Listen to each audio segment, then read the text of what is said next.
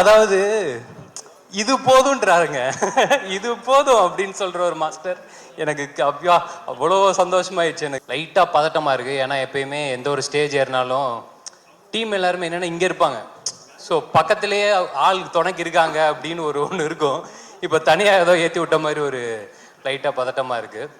GV bro பற்றி எனக்கு சொல்கிறதோட ஒன்று கேட்கணும் அப்படின்னு இருந்தேன். ஒன்றும் இல்லை சார், எனக்கு இந்த ப்ரொமோஷன்ஸ்லாம் போயிட்டு இருக்கும்போது டைம் மேனேஜ்மெண்ட்லாம் எப்படி பண்ணுறீங்கன்னு என்னையவே கேட்டாங்க. எனக்கு என்னன்னா ஒரு வேலை தான் பார்க்குறோம் நாங்கள், ஒரே ஒரு வேலை, அதை கரெக்டாக பண்ணி கொண்டு போய் சேர்க்குறதே போராட்டமாக இருக்கிற இந்த காலத்தில் நடிக்கிறீங்க, பாட்டு பாடுறீங்க, பாட்டு போடுறீங்க, இது கான்சர்ட் வேற, எல்லாத்தையுமே முடிச்சுட்டு தூங்குறீங்களா சார்? தூங்குவீங்களா சார்? கரெக்டா? Okay sir. உடம்ப பார்த்துக்கோங்க சார், பத்திரமா உடம்பு பார்த்துக்கோங்க. நம்மளுக்கு ஒரு ஒரு ஒரு ஒரு சின்ன சின்ன ஆசை இருக்கும்ல சார், வாழ்க்கையில் இதெல்லாம் டிக் அடிச்சிடணும் அப்படின்ட்டு. ஜிவி சார் ஆல்பம்ல நான் நடிச்சிட்டேன் அப்படின்னு எனக்கு அவ்வளோதான், அதை நான் டிக் அடிச்சிட்டேன். அதுலேயே எனக்கு பயங்கர சந்தோஷம். எனக்கு என்னன்னா ப்ளஸ் அந்த சொன்னது உங்களுக்கு ஹிட் மிஷின் ஒரு பேர் வச்சிருக்காங்க தெரியும்ல சார், அந்த மிஷின் இந்த இந்த இந்த படத்தை நல்லா தள்ளிடும்னு நான் நம்புறேன். ஏன்னா எல்லா ஸ்டைல் ஆஃப் பாட்டும் இந்த படத்தில் அமைஞ்சது இன்னும் ஒரு ரொம்ப சந்தோஷமா பார்க்குறேன். அவர் எப்படி எல்லா ஜானரும் பண்ணணும், அது ஹிட்டு கொடுக்கறது சாதாரண விஷயம் கிடையாது.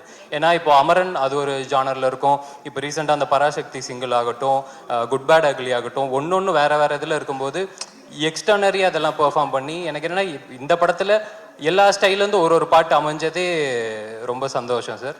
ஓவராலாக இந்த ஆல்பம் வந்து டெஃபினட்டாக மக்களுக்கு இன்னும் நல்ல படத்துக்கு அப்புறம் போய் சேரும் நம்புகிறேன்.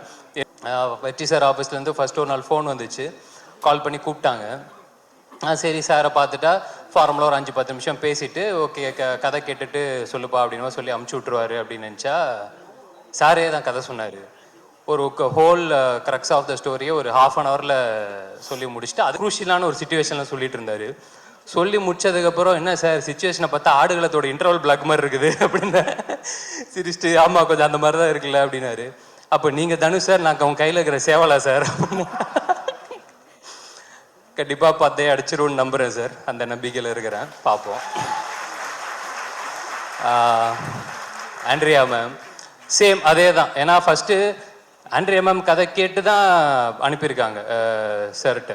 அப்படி இருக்கும்போது அவங்களும் ஒரு கதை கேட்டு ஓகே பண்ணியிருக்காங்க அப்படின்னா எனக்கு மற்ற எல்லாத்தையுமே தாண்டி நான் இன்னும் அந்த மனுஷி படமோ இல்லை பிசாசு 2 நான் பார்க்கல மேம். ஆனால் நிறைய பேர் சொல்லி நான் கேட்டுட்டேன் அதில் எக்ஸ்ட்ரானரியாக பெர்ஃபார்ம் பண்ணியிருக்கீங்க அப்படின்னு.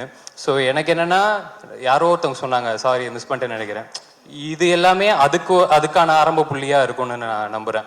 ஸோ இதுக்கப்புறம் அதெல்லாமே பயங்கரமாக எல்லாமே ஒன்று கூடி வரும்னு நம்புகிறேன். ரொம்ப ரொம்ப நன்றி. எல்லாரும் சொன்ன மாதிரி என் அண்ணன்றது முக்கியமாக நான் கற்றுக்கிட்டது ஒன்று தான், போட்ட காசு ப்ரொடியூசருக்கு வந்து சேரணும் அப்படின்னு. அந்த விதத்தில் உங்களுக்கும் சொக்கண்ணனுக்கும் எல்லாமே நல்லபடியாக வந்து அமைஞ்சிரும் நான் கடவுளை வேண்டிக்கிறேன்.